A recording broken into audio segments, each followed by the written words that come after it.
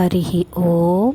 ఏను నా రాజశేఖరుందేరిజూచి పాశింప యత్నంబు సేయునెడ నతడుదా రామభద్రుండ మన్నామాంకితంబుగా శ్రీ మహాభాగవతంబు దెనుంగు సేయుము నీకు భవబంధంబులు దెగునని యానతిచ్చి తిరోహితుండయిన సమున్మీలిత నయనుండనై వెరగుపడి చిత్తంబున.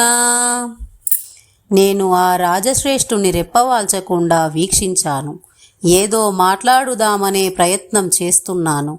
అంతలో ఆయన, నేను రామభద్రుణ్ణి, నా పేరు మీదుగా భాగవతం తెనుగించు, నీకు భవబంధాలు పటాపంచలవుతాయి అని ఆనతిచ్చి అంతర్ధానమయ్యాడు.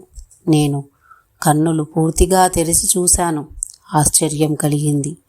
అప్పుడు నాలో ఇలా అనుకున్నాను,